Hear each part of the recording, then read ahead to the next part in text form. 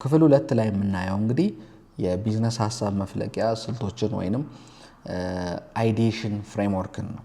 እንግዲህ ሐሳብ ዝም ብሎ እንዲመጣ ከመጠበቅ ይልቅ ስልታዊ በሆነ መንገድ ማመንጨት በጣም የተሻለ ነው። ለምሳሌ ስካምፐር ዘዴ መጠቀም እንችላለን። ለምሳሌ ምርቶችን በማቀላቀል ኦር ደግሞ በመቀነስ ኦር ደግሞ በመቀየር አዲስ ሐሳብን መፍጠር ይቻላል ማለት ነው። ሌላው ፍላጎትና ክህሎትን ማገናኘት ነው። ተማሪው የሚወደውን የሚችለውንና ገበያው የሚፈልገውን ነገር የሚያገኝበት ማድረግ ነው። ይሄ ኢኪጋይ የምንለውን ማለት ነው።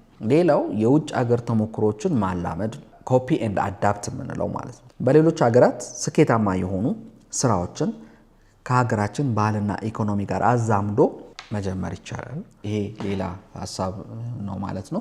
ሌላው ክፍል 3 ላይ የምናየው የሐሳብን የማጥራትና የመምረጥ ሂደት ነው ወይንም ቫሊዴሽን እና ሴሌክሽን የምንለው ማለት ነው። እንግዲህ ሁሉም የመጣልን ሐሳብ ትርፋማ ሊሆን ስለማይችል ማጣራት ያስፈልጋል፣ ፊልተር ማድረግ ያስፈልጋል። የአዋጭነት መስፈርቶች ወይንም ሐሳቡ የሚተገበር ነው፣ ፊዚቢሊቲ የምንለው ነው።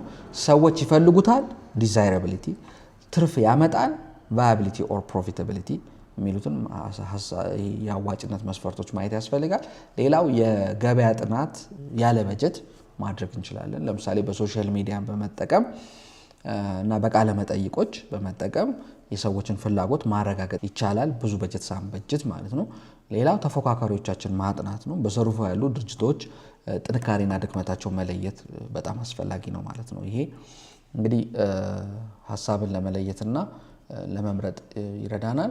ክፍል 4 ከሐሳብ ወደ መጀመሪያ እርምጃ የምንገባበት ነው፣ ወደ አክሽን ፕላን ማለት ነው። ለምሳሌ የቢዝነስ ሞዴል ካንቫስ የምንለው አለ። ይሄም እንደ መግቢያ ሐሳባችንን በወረቀት ላይ ማስፈር ነው።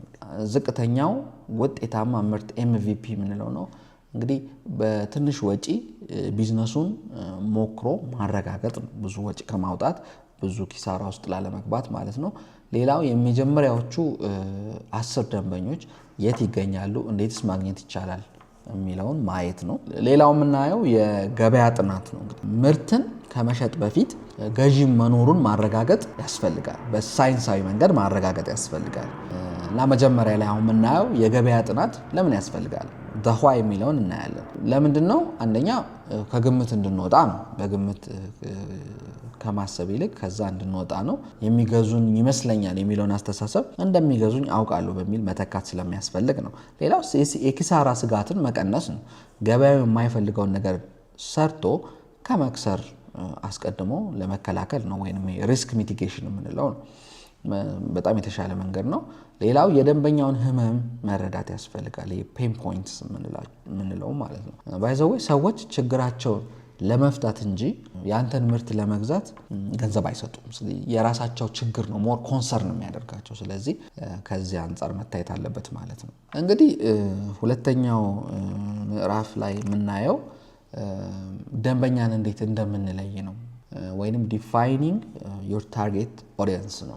እንግዲህ ዲሞግራፊክስ ነው እዚህ ጋር አንዱ የምናየው። የደንበኞቻችን እድሜያቸው ስንት ነው፣ የት ነው የሚኖሩት፣ ወራዊ ገቢያቸው ስንት ነው፣ አኗኗራቸው ላይፍ ስታይላቸው ምን ይመስላል፣ በምን ያህል ጊዜ ይወጣሉ ይገባሉ፣ ሁሉንም እነዚህን ሐሳቦች ማየት ይፈልጋል። ሳይኮግራፊክስ ደግሞ የምንለውን ስናይ ምን ይወዳሉ፣ ምን ያስፈራቸዋል፣ የትኛውን ሶሻል ሚዲያ በብዛት ይጠቀማሉ የሚለውን ነው። ሌላው ኒሽ ማርኬታችንን መምረጥ ነው። ለሁሉም ሰው መሸጥ የሚፈልግ ካምፓኒ ለማንም አይሸጥ።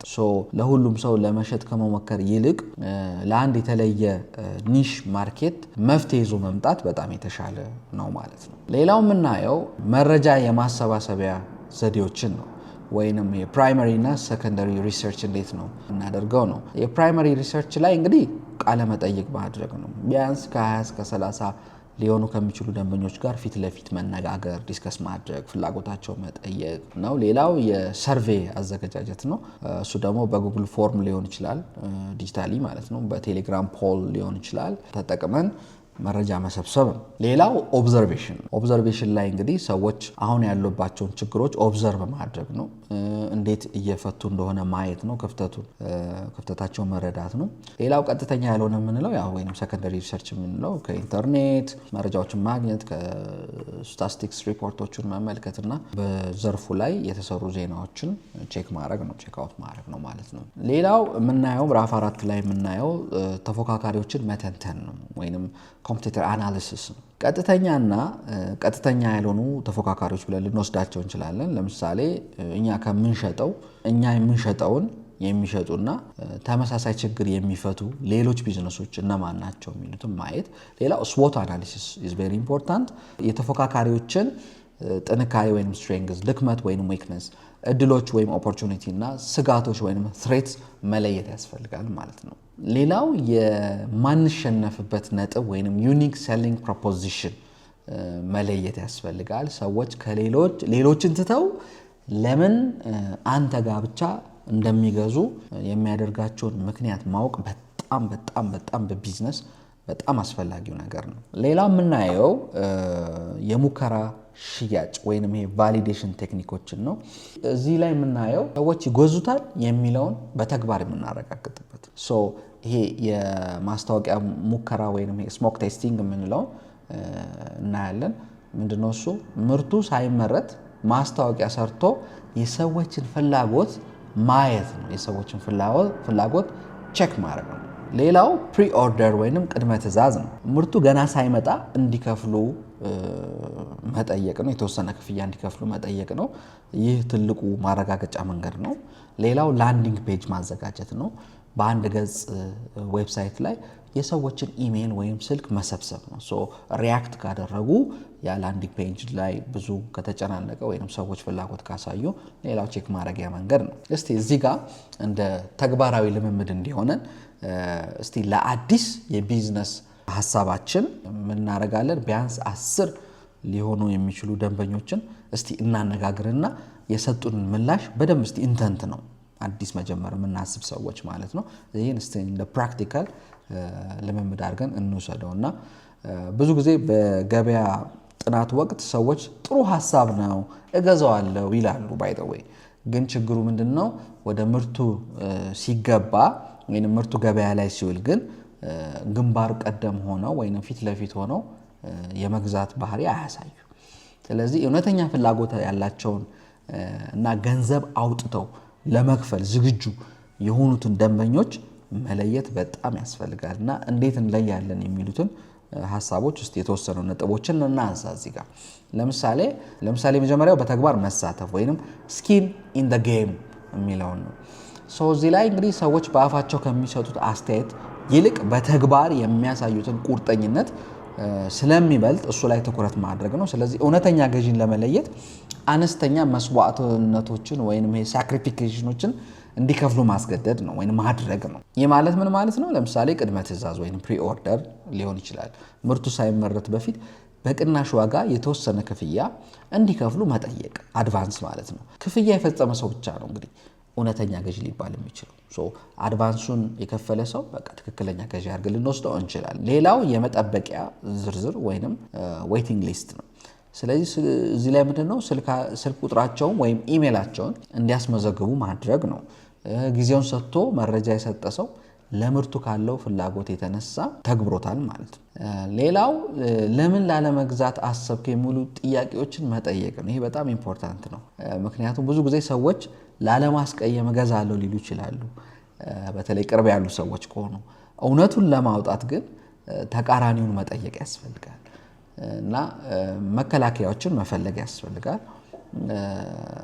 እንግዲህ ይህ ምርት ለእርሶ የማይሆንበት ምክንያት ምንድን ነው? ወይም ይህን ምርት አሁን እንዳይገዙ የሚያደርገው ትልቁ እንቅፋት ምንድን ነው? የሚሉ የመሳሰሉትን ጥያቄዎችን መጠየቅ ያስፈልጋል። ሌላው ደግሞ ያለውን አማራጭ ማወዳደር ነው። አሁን ለዚህ ችግር መፍትሄ ምን እየተጠቀሙ ነው? ሰብስቲቱሽን ፕሮዳክት ማለት ሰብስቲት ፕሮዳክት፣ ለዛስ ምን ያህል እየከፈሉ ነው? የሚሉ ጥያቄዎችን እንግዲህ ደንበኛው ለችግሩ መፍትሄ ለማግኘት ያለውን ዝግጁነት የሚያሳይ ነው ማለት ነው። ሌላው የችግሩን ህመም መጠን መለካት ነው። ወይንም ፔን ፖይንት ሲቪሪቲ ማለት ነው። ገንዘብ ለመክፈል ዝግጁ የሆኑ ሰዎች ችግሩ በጣም የሚያማቸው አርጀንት የሆኑት ናቸው። እዚህ ጋር የኪሳራ ስሌትን እናያለን። ደንበኛው ይህ ምርት ባይኖር ምን ያህል ጊዜ ወይም ገንዘብ እንደሚያጣ እንዲያስብ ማድረግ ነው። ይህ ችግር ባይፈታ በሚቀጥሉት 6 ወራት ምን ያህል ይጎዳሉ የሚለውን የሚያሳይ መሆን አለበት። እንደዚህ አይነት ጥያቄዎች በጣም ፍላጎቱን በጥልቀት ለማየት ይረዳናል ማለት ነው። ሌላው የሙከራ ሽያጭ ወይም MVP ሴልስ ነው። ምርቱ ሙሉ በሙሉ ተመርቶ እስኪያልቅ ከመጠበቅ ይልቅ በትንሹ ሰርቶ ለገበያ ማቅረብ ከኪሳራ ያድናል። ለምሳሌ ለናሙና መክፈልን ሰዎች በነፃ ሲሰጣቸው ጥሩ ነው ይላሉ ባይ ዘ ዌይ። ነገር ግን በትንሹ ዋጋ እንኳን ሲሸጥላቸው ካልገዙ ትልቁን ምርት የመግዛት እድላቸው ጠባብ ነው ማለት ነው። ሌላው አሁኑኑ ቢሆንስ ወይንም ዘ አርጀንሲ ቴስት የምንለው ነው።